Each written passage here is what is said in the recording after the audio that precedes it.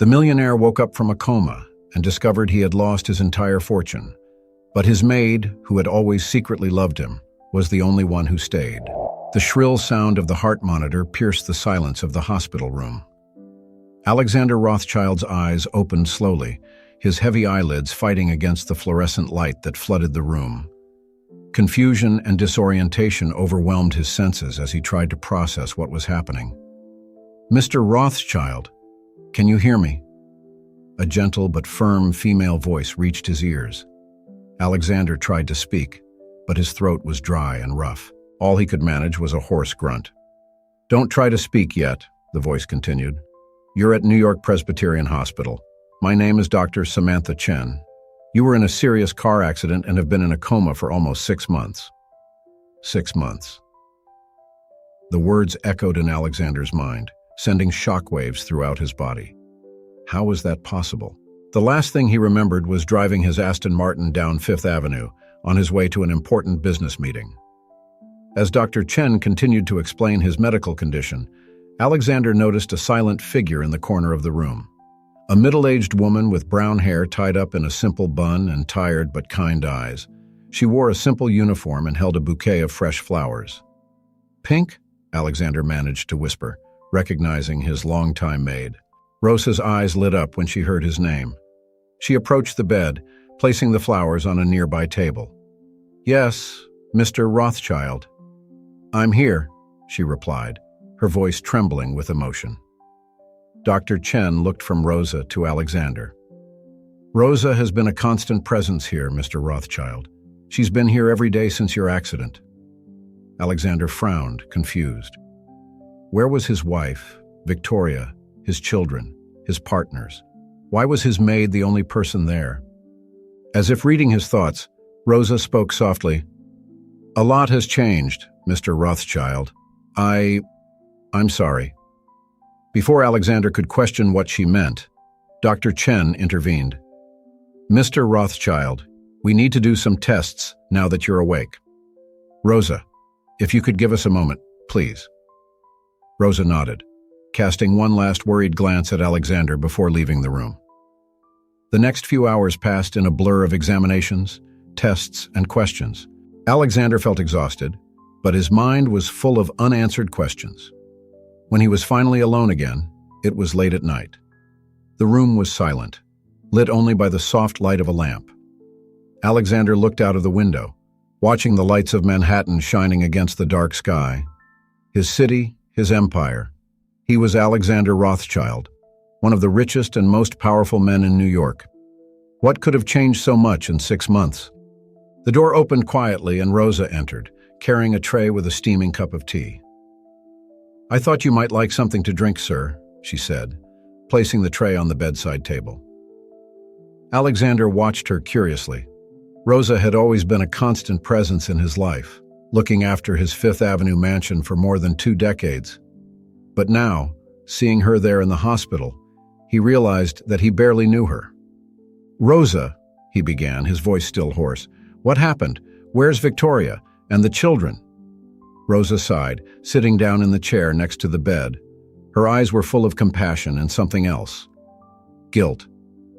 "Mr. Rothschild, I don't know how to tell you this, but a lot has changed while you were in a coma."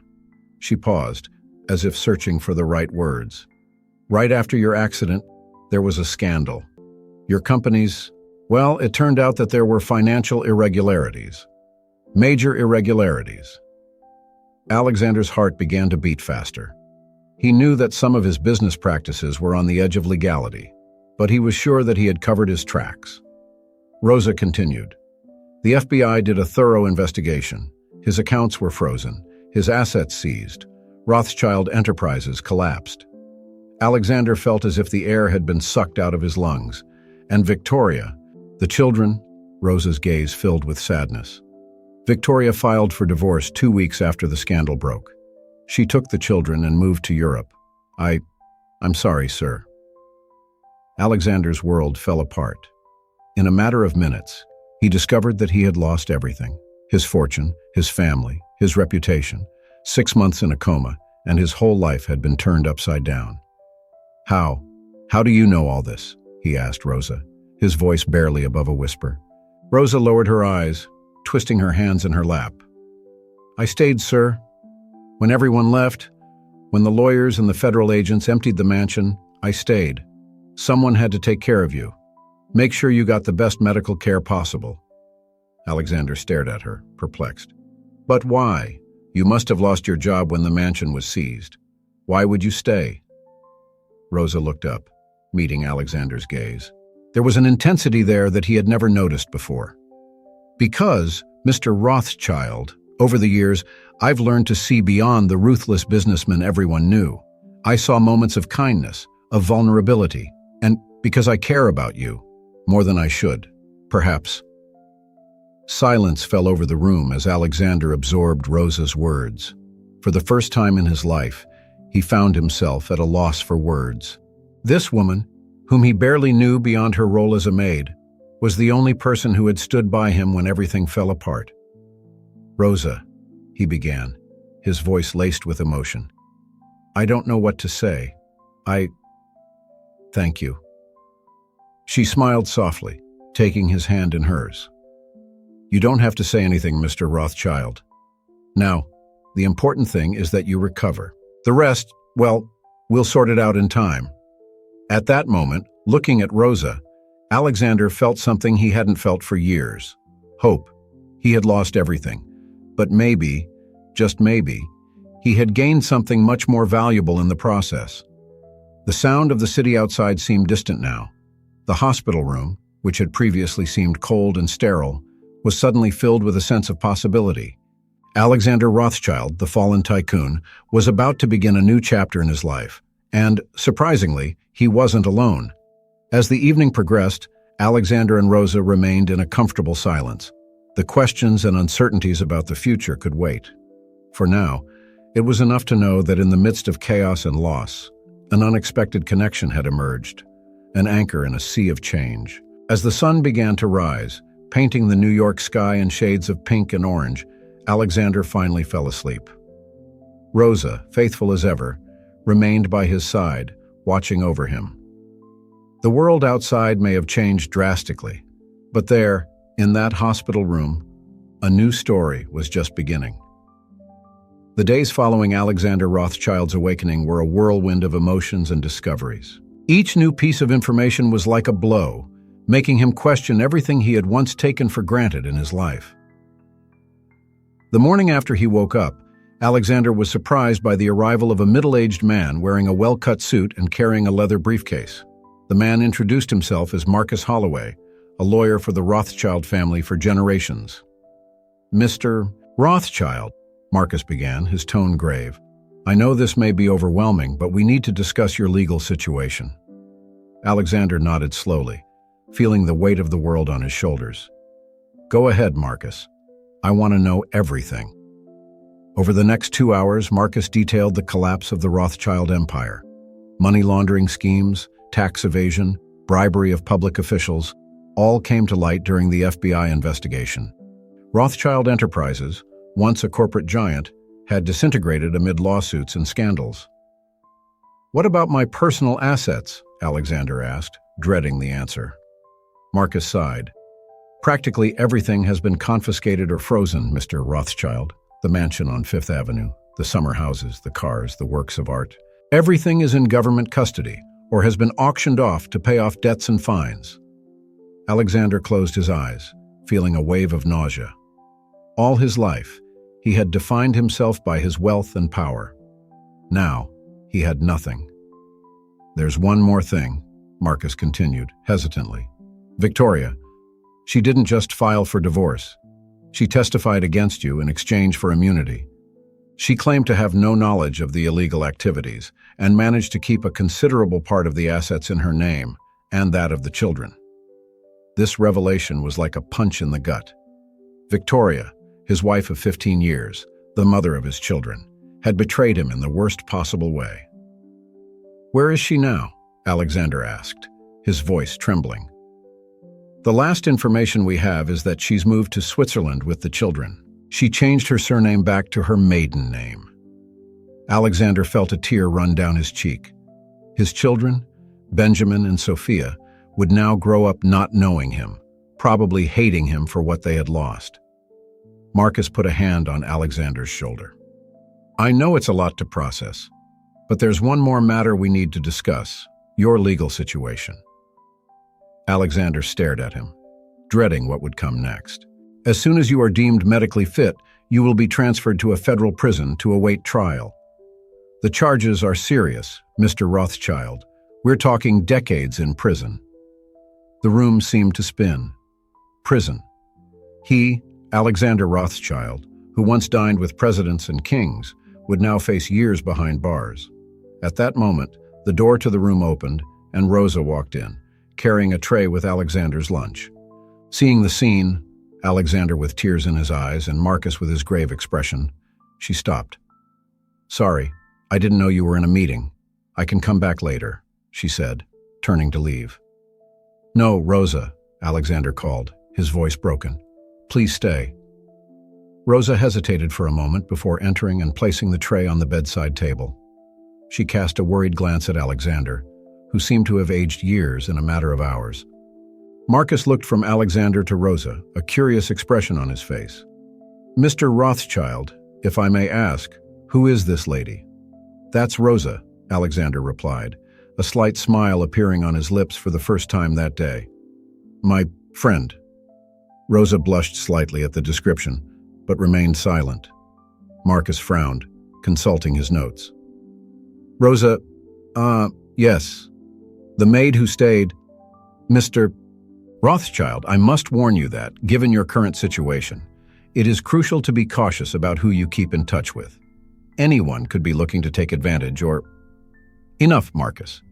Alexander interrupted him, his voice firm. Rosa is the only person who stood by me when everyone fled. I trust her more than anyone else right now. The lawyer seemed surprised by Alexander's vehemence, but nodded respectfully. I see. Well, I think we've discussed enough for today. I'll be back tomorrow with more details about the legal proceedings. Try to get some rest, Mr. Rothschild. After Marcus left, a heavy silence fell over the room. Rosa moved quietly, adjusting Alexander's pillows and checking that he was comfortable. Did you hear everything? Alexander asked softly. Rosa nodded, her eyes full of compassion. I'm sorry, Mr. Rothschild. I didn't mean to intrude, but... Don't apologize, he interrupted her. Actually, I'm glad you're here. I don't know if I could face this alone. Rosa sat down in the chair next to the bed, taking Alexander's hand in hers. You're not alone, I promise. For a moment, they stayed like that, in silence, their hands intertwined. Alexander felt a wave of gratitude for this woman who, until a few days ago, he had barely noticed. Rosa, he began, hesitantly, why did you really stay? There must be more to it than just caring about me. Rosa sighed, her eyes turning to the window for a moment before meeting Alexander's gaze again. Mr. Rothschild. Alexander. Over the years, I've seen many things working for your family. I saw the pressure you put on yourself, the loneliness behind success. I saw the moments of doubt and vulnerability that you hid from everyone. She paused, taking a deep breath before continuing. And I saw the small acts of kindness. The time you doubled every employee's salary after you found out the gardener's son was ill? Or when you secretly paid for the cook's daughter to go to college? You tried to hide that side of yourself, but I saw it. Alexander felt a lump in his throat. He had forgotten those moments, buried under years of ruthless ambition and questionable decisions. I stayed, Rosa continued, because I believe there is good in you, Alexander, and because over the years, without realizing it, I fell in love with this man you were hiding from the world. The confession hung in the air between them. Alexander felt his heart racing, a mixture of surprise, confusion, and something else he couldn't name. Rosa, I don't know what to say. Everything is changing so fast. My life, who I am. Shh, she soothed him, squeezing his hand. You don't have to say anything now. We have time. The important thing is that you're not alone on this journey. At that moment, looking into Rosa's eyes, Alexander felt something he hadn't experienced for years: peace. Despite the chaos that awaited him, trials, possible imprisonment, the loss of everything he knew, he was not alone. The rest of the day passed in a blur of medical examinations and specialist visits. But in the evening, when the hospital fell silent, Alexander and Rosa talked. He shared stories of his childhood, the dreams he had before ambition consumed him. She talked about her family in Colombia, about how she came to the United States in search of a better life. As the evening progressed, Alexander realized that, for the first time in decades, he was having a genuine conversation, with no hidden agenda, no manipulation. It was just him, stripped of all titles and wealth, connecting with another human being. When sleep finally overcame him, Alexander fell asleep with a surprising thought. Maybe, just maybe, losing everything wasn't the end. Maybe it was the beginning of something new, something real. And so, while New York continued its endless dance inside that hospital room, a new story was being written. A story of redemption, of second chances, and, perhaps, of an unexpected love born from the ashes of a fallen empire. The morning sun filtered through the blinds of the hospital room, creating dancing patterns on Alexander Rothschild's face. He blinked, waking up slowly, momentarily disoriented. For a brief moment, he expected to be in his luxurious penthouse suite overlooking Central Park. Reality, however, hit him like a bucket of cold water. Sitting in a nearby armchair, Rosa was sleeping in an uncomfortable position, a book open on her lap. Alexander watched her for a moment, noticing the worry lines on her face, even in her sleep. She hadn't left his side since he woke up from his coma, except to quickly go home to change. A slight noise at the door made Alexander look away. Dr. Samantha Chen entered quietly, a gentle smile on her lips. "Good morning, Mr. Rothschild," she whispered, approaching the bed. "How are you feeling today?" Alexander tried to sit up, feeling a twinge of pain in his ribs.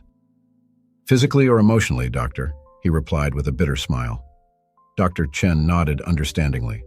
"Both are equally important in your recovery process, Mr. Rothschild. But today, I have some news that could affect both aspects."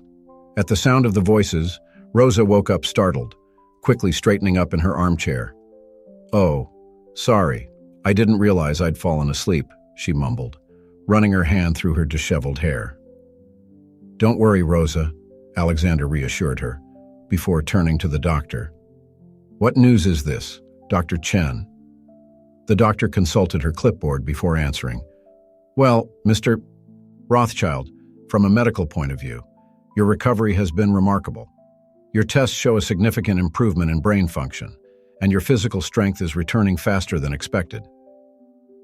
Alexander felt a mixture of relief and apprehension.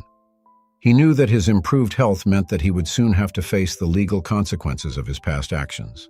"What does that mean in practical terms, doctor?" Rosa asked, vocalizing the concern that Alexander had hesitated to express. Dr. Chen took a deep breath before continuing.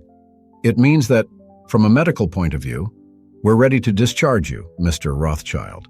Of course, you'll still need physiotherapy and regular follow-up, but there's no longer any need for hospitalization." The room was silent for a moment, the weight of the doctor's words hanging in the air. Alexander closed his eyes, trying to process the information. Discharge from hospital meant facing the outside world, a world that now saw him as a criminal, not a respected tycoon. "When?" was all Alexander managed to ask, his voice barely above a whisper. "We can finish the discharge procedures by tomorrow morning," Dr. Chen replied softly.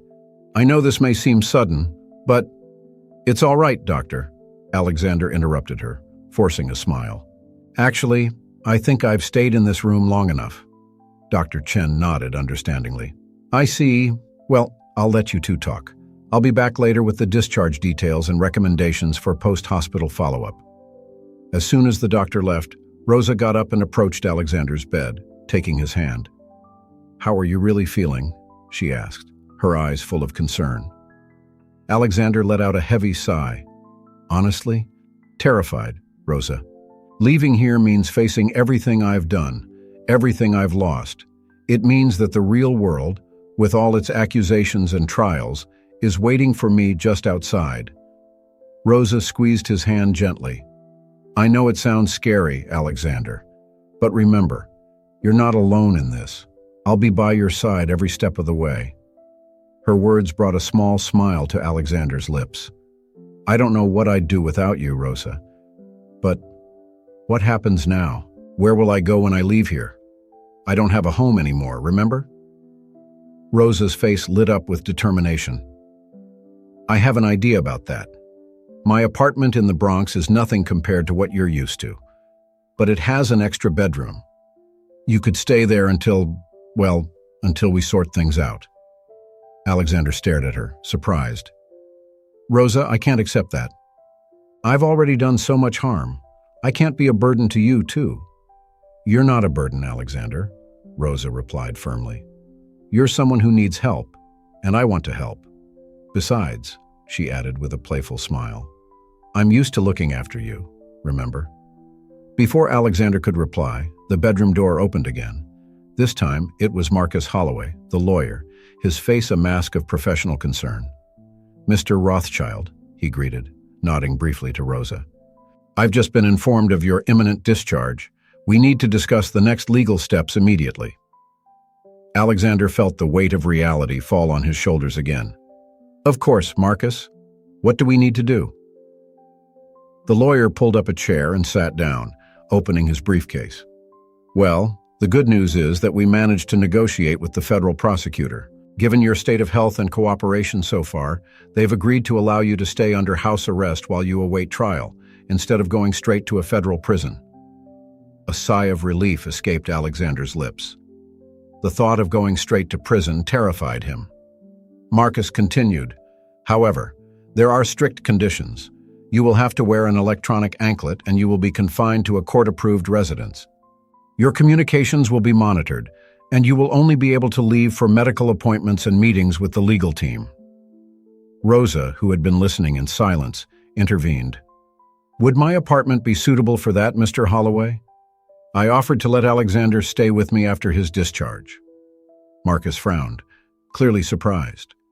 Well, that's unusual. Normally, in high-profile house arrest cases like this, we would expect a more suitable residence. More suitable? Rosa repeated, a touch of indignation in her voice. With all due respect, Mr. Holloway, what Alexander needs now is not luxury, but support and stability. My apartment may not be a mansion, but it is a home. Alexander watched the exchange, a wave of gratitude washing over him. Here was Rosa, once again, fighting for him when he could barely fight for himself.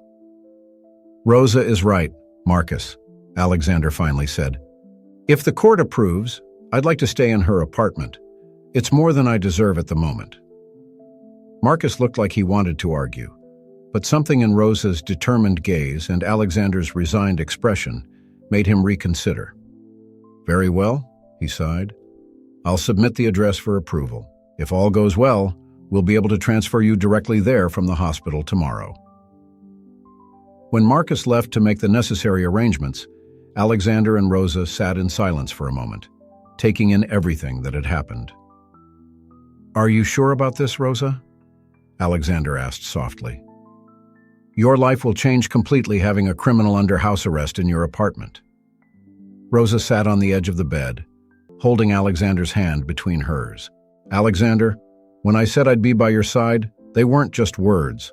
I know the road ahead will be difficult, but I believe you deserve a second chance, and I want to be there to see you take it. Tears formed in Alexander's eyes. In all his life of wealth and power, he had never experienced such a pure and selfless act of kindness. Thank you, he whispered, his voice laced with emotion. I promise I'll do my best to be worthy of this chance.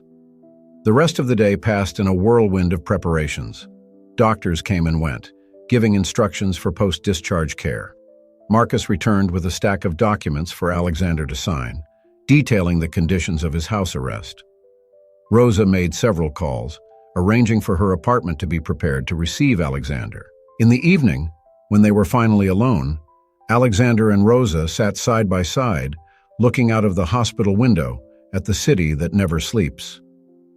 Tomorrow is a new beginning, Rosa said softly. Alexander nodded, a mixture of fear and hope in his heart. A new beginning, he repeated. Rosa, no matter what happens, I want you to know that I'm grateful for everything you've done. You've shown me a kindness I didn't even know existed. Rosa smiled, resting her head on Alexander's shoulder. Sometimes you have to lose everything to find what really matters, she murmured. And so, on the eve of a new phase in their lives, Alexander and Rosa stood in silence, contemplating the uncertain future that awaited them. Alexander's empire had crumbled, but from the ruins, something new and potentially more valuable was being born, a chance at redemption, and perhaps true love. The city outside continued its eternal symphony of lights and sounds, indifferent to the drama unfolding in that hospital room. But for Alexander and Rosa, the world had changed forever. Tomorrow would certainly bring challenges, but it also held the promise of a new beginning. And for the first time in a long time, Alexander allowed himself to feel something he had forgotten: hope. The sun had barely risen when Alexander Rothschild stepped outside New York Presbyterian Hospital for the first time in over 6 months. The fresh morning air hit him like a wave, bringing with it the familiar sounds and smells of the city that never sleeps. For a moment, he stood still, taking it all in, feeling like a man who had emerged from a long sleep to find the world completely changed. Rosa was by his side, a hand gently resting on his arm, offering both physical and emotional support. "Is everything all right?" she asked softly, her eyes full of concern. Alexander took a deep breath, trying to calm the swirl of emotions in his chest. "Yes," he replied, his voice trembling slightly. It's a lot to process." A black car was waiting for them at the curb, Marcus Holloway standing beside it, his face a mask of professional efficiency. "Mr. Rothschild," he greeted with a nod. "Everything is ready for your transfer. The court has approved Miss Rosa's address as your residence during your house arrest." Alexander nodded, grateful for Marcus' discretion. There were no reporters or photographers in sight, something he had been dreading ever since he heard about his discharge. The drive to the Bronx was silent, everyone lost in their own thoughts. Alexander watched the city pass by through the car window, noticing how everything seemed both familiar and strange. The streets and buildings were the same, but his place in this world had changed dramatically. When they arrived at Rosa's building, a modest red brick building, Alexander felt a pang of anxiety. This would be his world now, so different from the mansions and luxurious penthouses he was used to. Rosa must have noticed his hesitation, because she gently squeezed his hand. "It'll be all right," she murmured. "It's a nice place. The people here are simple, but good-hearted." They climbed the stairs slowly, Alexander still adjusting to moving around after being bedridden for so long. On the 3rd floor, Rosa opened the door to her apartment, revealing a small but cozy space. "Welcome to your new temporary home," she said with a shy smile. Alexander entered, his eyes scanning the room. It was a simple apartment, but impeccably clean and organized. Family photos adorned the walls, giving the place a feeling of warmth and love that Alexander had rarely experienced in his own luxurious residences. Marcus entered right behind him, carrying a briefcase. "Mr. Rothschild, we need to install the electronic anklet now. It's a condition of your parole." Alexander nodded, taking a seat on a kitchen chair while Marcus worked. The weight of the device on his ankle was a constant reminder of his new reality. "Ready," Marcus said, standing up. "The device is active. Remember, Mr. Rothschild, you are restricted to this apartment and building. Any attempt to leave will result in an immediate alert to the authorities." "I understand," Alexander replied, his voice low. After a few final instructions and a promise to return the next day with more documents, Marcus left, leaving Alexander and Rosa alone in the small apartment. An uncomfortable silence hung between them for a moment. It was one thing to offer help in the familiar surroundings of the hospital, but it was quite another to share such an intimate space. I've prepared the guest room for you," Rosa finally said, breaking the silence. "It's not much, but I hope it's comfortable." Alexander followed her into a small room. A single bed was laid out with fresh sheets, and a simple chest of drawers stood against the wall.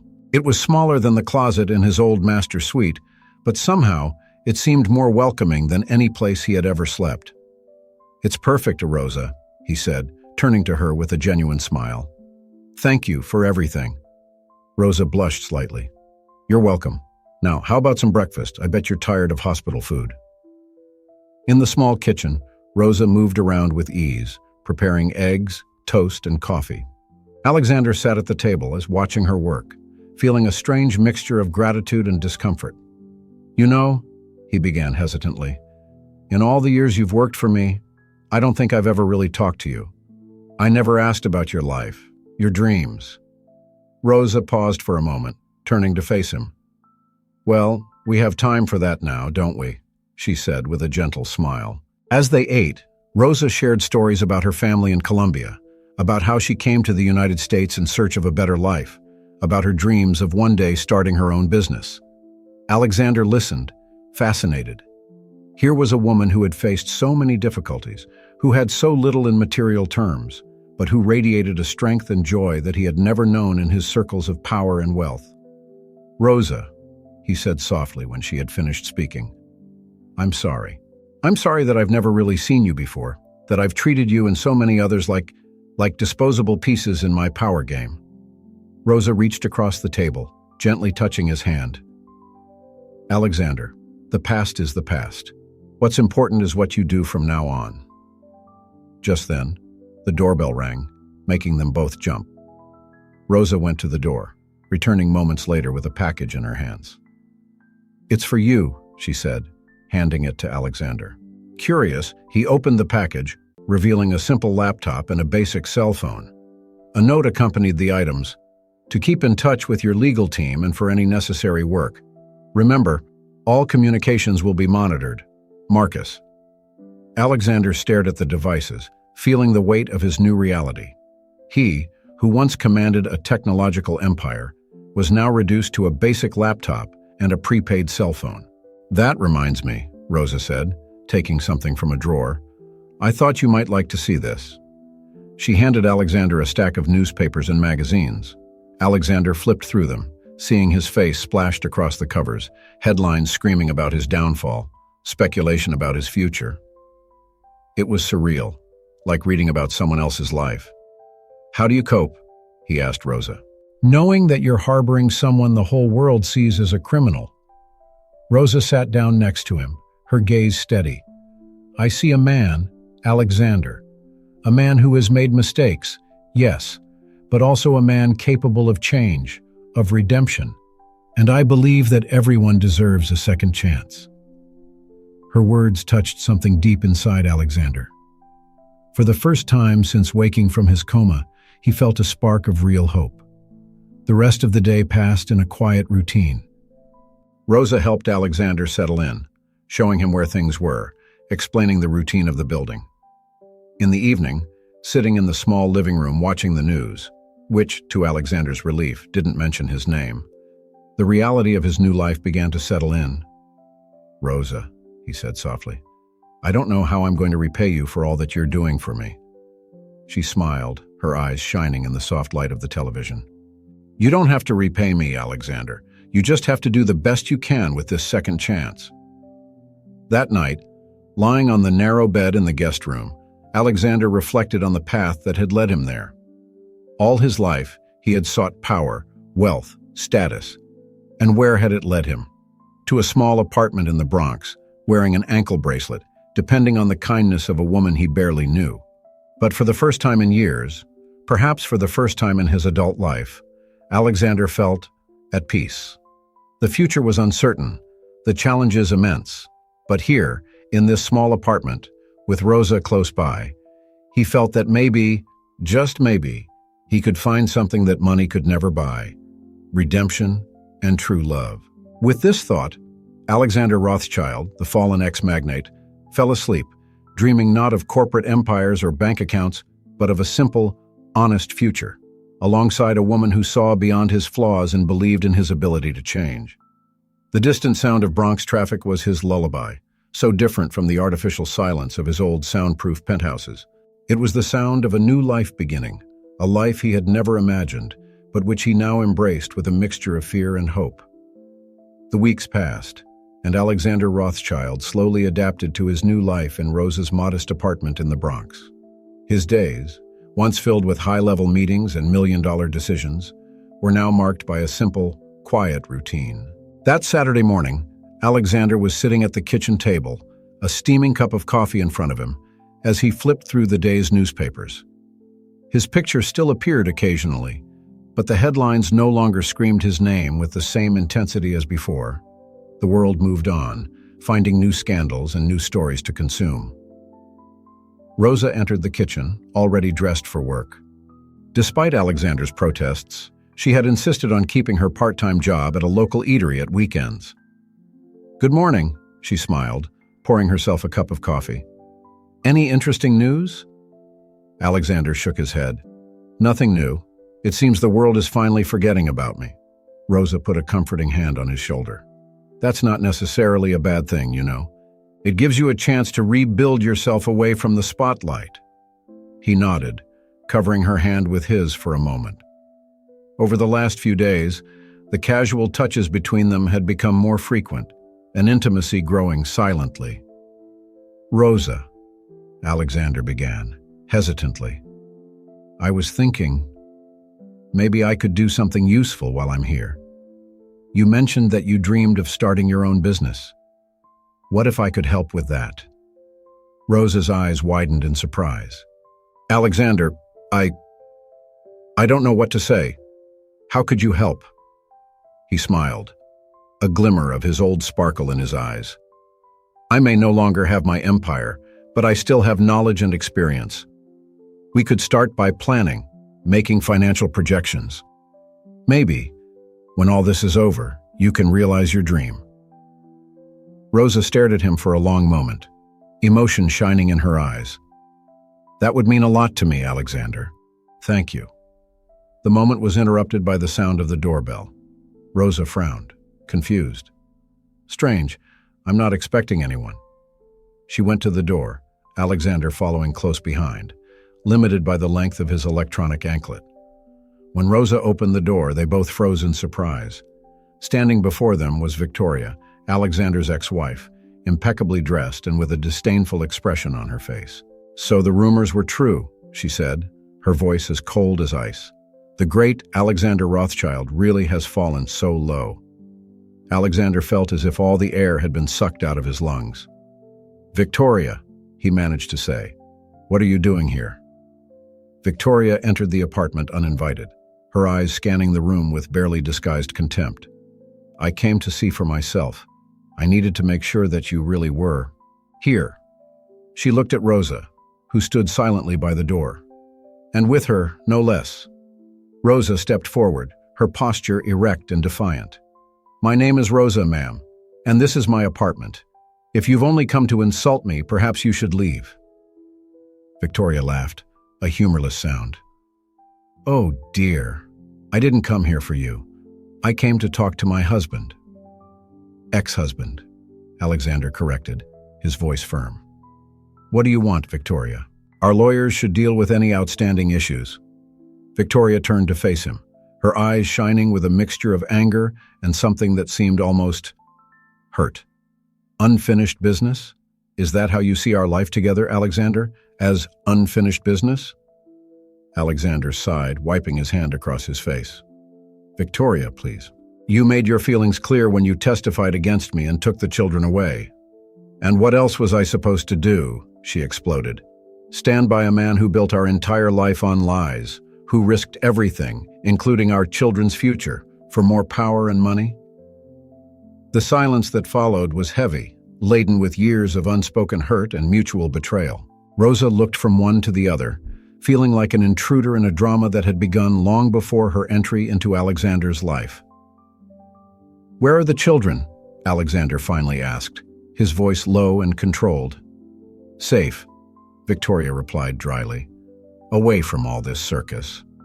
Alexander took a step towards her, stopping when the light on his anklet flashed, a reminder of his limitations. "They're my children too, Victoria.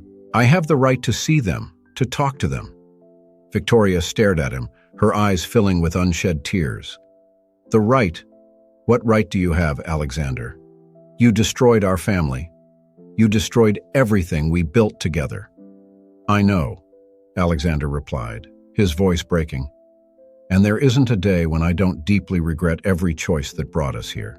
But they are still my children. Please, Victoria, let me at least talk to them. For a moment, Victoria's mask of coolness seemed to falter. She looked around the small apartment once more, her eyes landing on Rosa, who remained silent, a supportive presence at Alexander's side. You've really changed, haven't you? Victoria murmured, more to herself than to the others. Then, straightening her shoulders, she pulled herself together. I'll think about it, but I can't promise anything. She turned to leave, but stopped at the door, looking at Rosa. Take care, she said, her voice a mixture of warning and something almost like understanding. He has the gift of dragging everyone around him into the abyss. With that, she left, leaving a deafening silence in her wake. Alexander collapsed on the sofa, all the air seeming to have been sucked out of his lungs. Rosa sat down next to him, placing a comforting hand on his knee. Are you all right? She asked softly. Alexander shook his head, tears finally escaping his eyes. No, he admitted, but I think I needed it. I needed to see the damage I've caused with my own eyes. Rosa pulled him into an embrace, allowing him to finally let down the barriers he had maintained for so long. For several minutes, they stayed like that. Alexander sobbing silently in Rosa's arms, years of regret and pain finally coming to the surface. When he finally calmed down, Rosa pulled away slightly, holding his face between her hands. Alexander, look at me, she said firmly. You've made mistakes. Yes, huge mistakes. But the man I see now, the man who is willing to face the consequences of his actions, to rebuild his life from scratch, that man deserves a second chance. Alexander stared at her, seeing in her eyes a compassion and understanding he had never experienced before. How can you have so much faith in me, Rosa, after everything you've seen, everything you know about me? Rosa smiled softly. Because I see the man behind the mask, Alexander. The man who, despite all his wealth and power, still cared enough to double his employees' salaries when he heard they were struggling.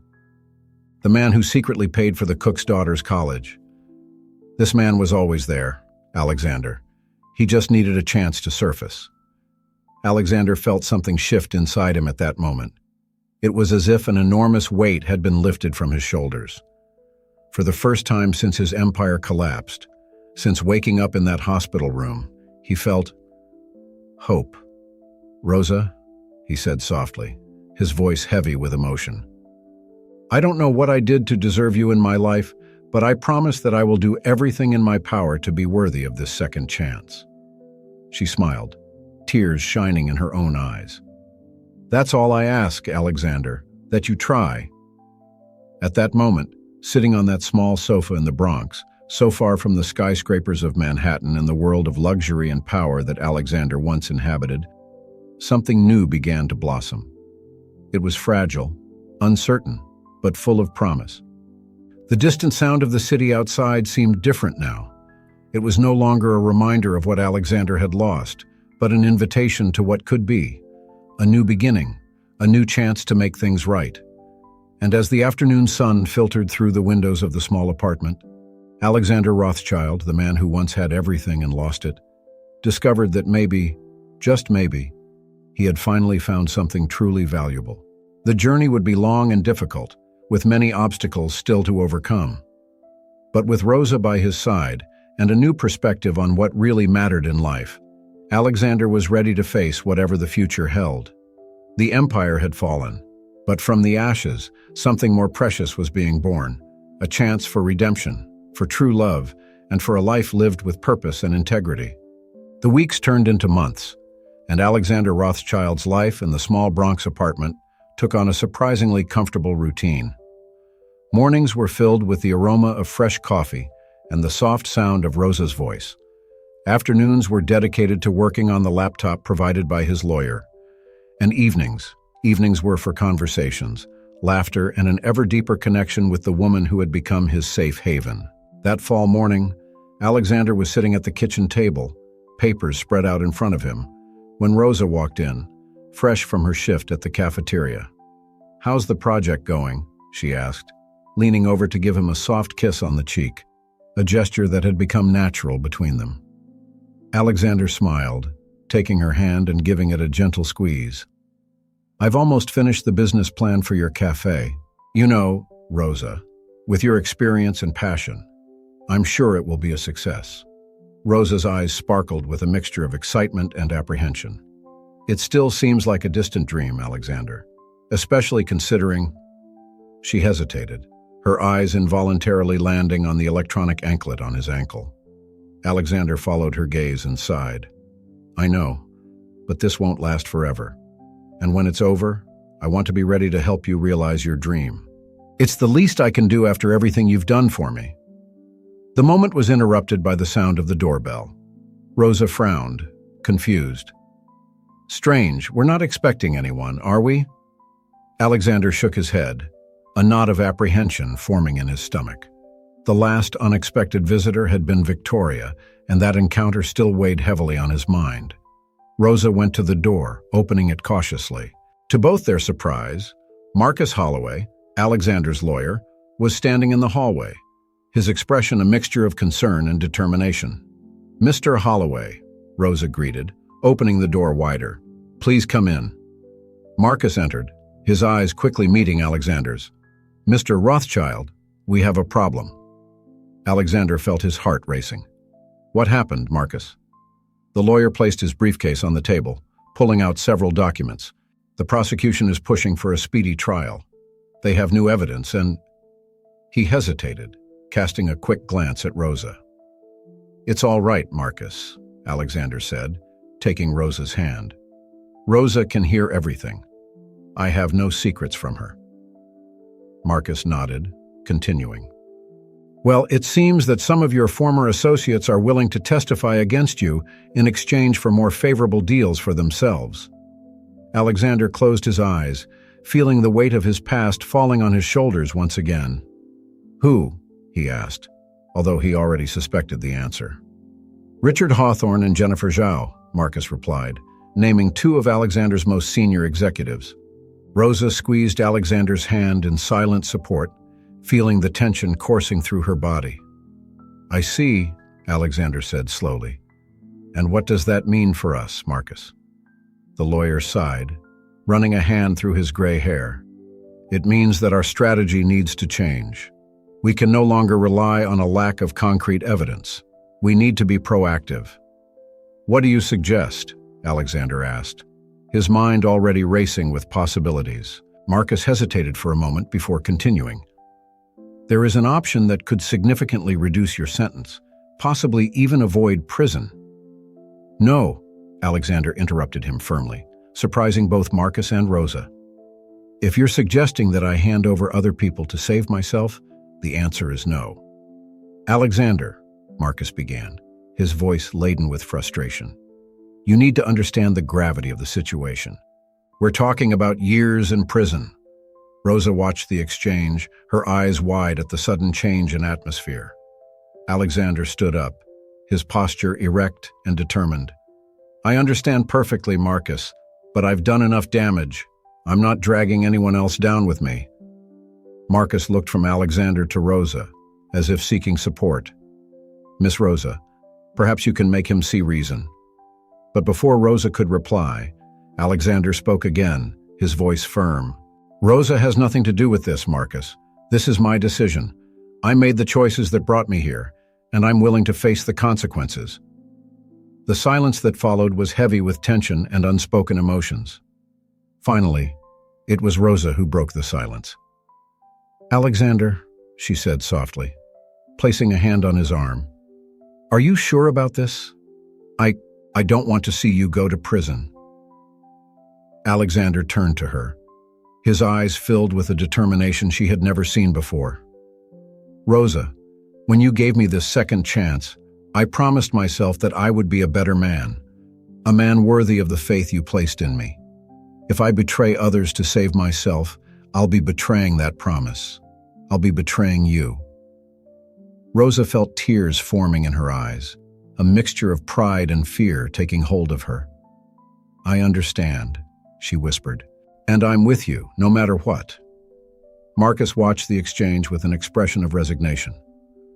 "Well, if that's how you feel, Mr. Rothschild, I'll respect your decision. But I must warn you, the road ahead will be difficult." Alexander nodded, his expression serious. "I know, Marcus, but for the first time in my life, I feel I'm doing the right thing, no matter the cost." The lawyer began to collect his papers, preparing to leave. "I'll readjust our strategy then. I'll be in touch in the next few days with more details." When Marcus left, Alexander and Rosa were silent for a long moment, the weight of the situation hanging over them. "Alexander," Rosa finally spoke, her voice trembling, "I'm proud of you, but I'm also scared. What if you go to prison?" Alexander pulled her close, wrapping her in a tight hug. "Then I'll wait, and when I get out, we'll start again. Together, if you still want me?" Rosa pulled away slightly, looking into his eyes. "Of course I will. Alexander, I love you." The words hung between them, a declaration they had both felt growing over the months, but had never said out loud. Alexander felt his heart racing, a wave of emotion sweeping over him. "Rosa," he whispered, gently touching her face. "I love you too, more than I ever thought it possible to love anyone." Their lips met in a soft kiss, full of promise and determination. When they parted, they both had tears in their eyes, but also smiles on their faces. "No matter what happens," Alexander said, his voice firm, "we'll face it together, and when it's all over, we'll build that coffee shop of your dreams. It will be a new beginning for both of us." Rosa nodded, resting her head on his chest. "A new beginning," she repeated softly. The rest of the day passed in a blur of emotions and planning.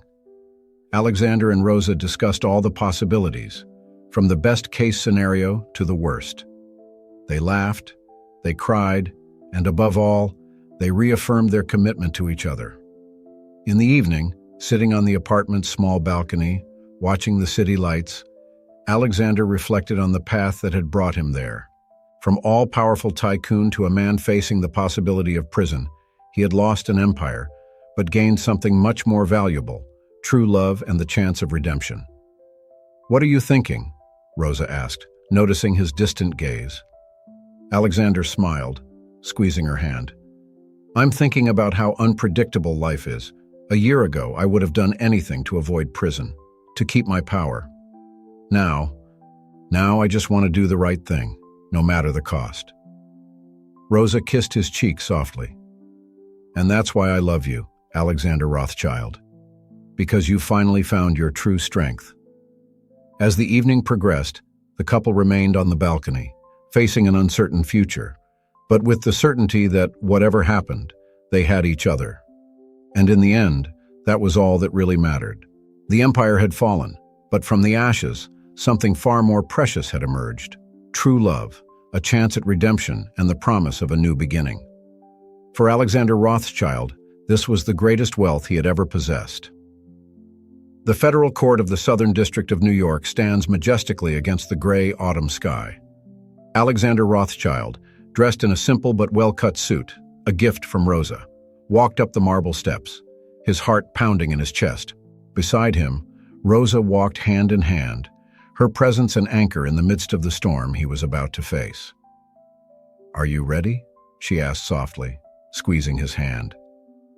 Alexander took a deep breath, looking at the building that could decide his fate. "Yes," he replied, his voice firm. "I'm ready to face the consequences of my actions." Marcus Holloway was waiting for them at the top of the stairs, his expression a mixture of concern and professional determination. "Mr. Rothschild, Miss Rosa," he greeted with a nod. "It's time." As they walked through the marble corridors of the courthouse, Alexander couldn't help but notice the stares and whispers that followed them.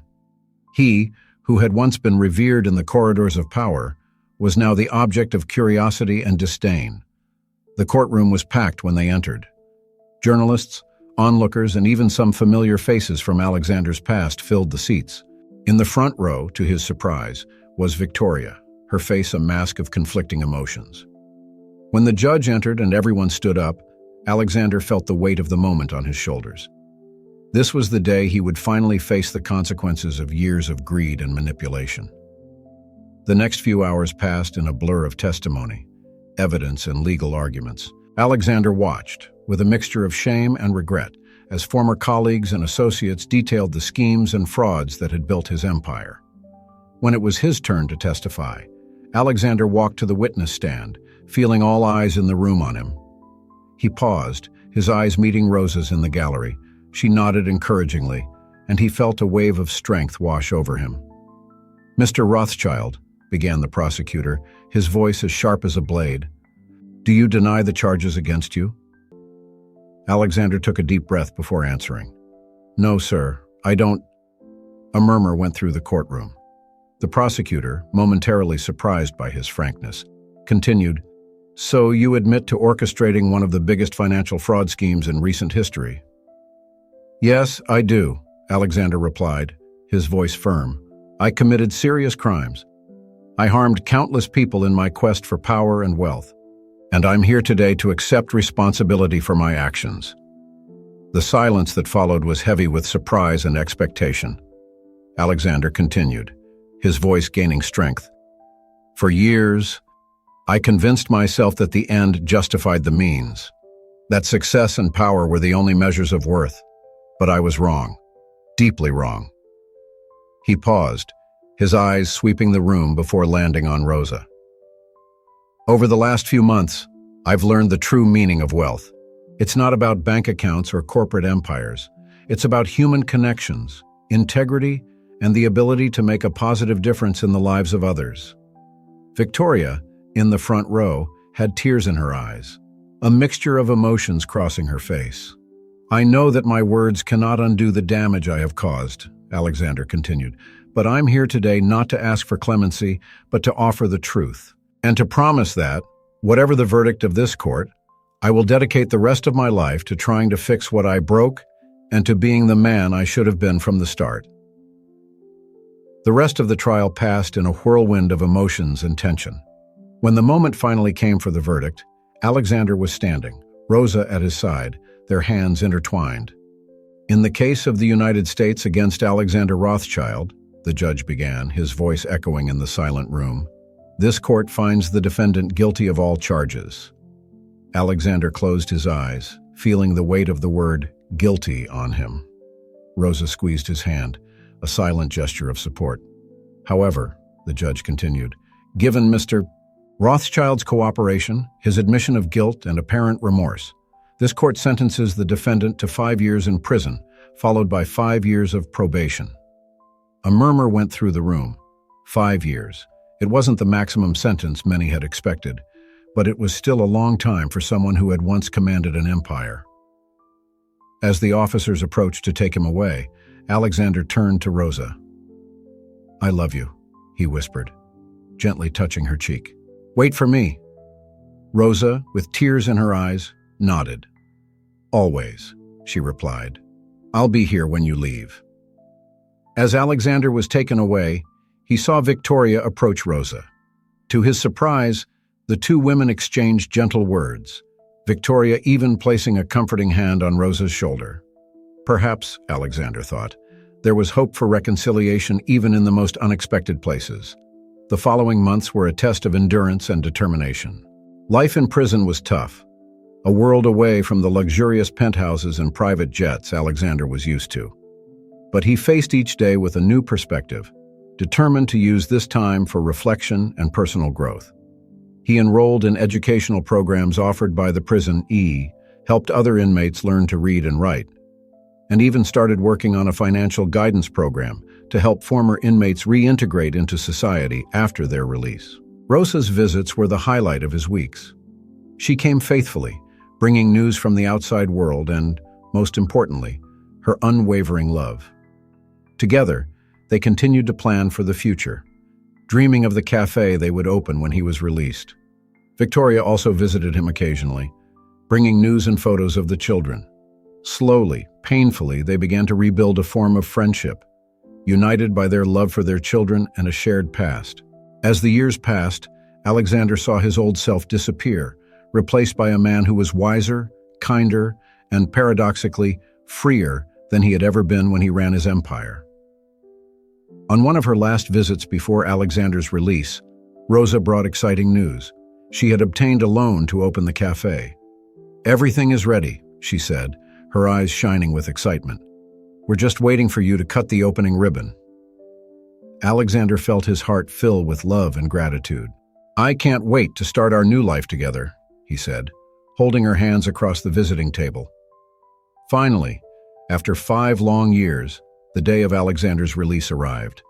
As he walked out of the prison gates, the sun was shining brightly, as if celebrating his new beginning. Rosa was there waiting for him, just as she had promised. At her side were Victoria and, to Alexander's surprise and joy, his children, now teenagers. As he embraced his reunited family, Alexander felt a peace he had never experienced before. His empire had fallen, but from the ashes, he had built something much more precious, a life of purpose, love, and redemption. "Let's go home," Rosa said softly, taking his hand. Alexander smiled, looking to the future with renewed hope. "Yes," he replied, "let's go home." As they walked away from the prison, Alexander Rothschild knew that his journey of redemption was far from over. But with Rosa by his side and the love of his family restored, he was ready to face whatever challenges the future might bring. The sun was setting over the horizon, painting the sky in shades of gold and pink, a reminder of the beauty that can be found even after the darkest days. And so Alexander took the first step towards his new life, no longer a fallen tycoon, but a man reborn, ready to make a difference in the world, one act of kindness at a time. The aroma of freshly ground coffee and fresh bread filled the air of the small coffee shop in the heart of the Bronx. Alexander Rothschild, wearing a simple apron with the Cafe Second Chance logo, smiled as he saw the steady stream of customers coming through the door.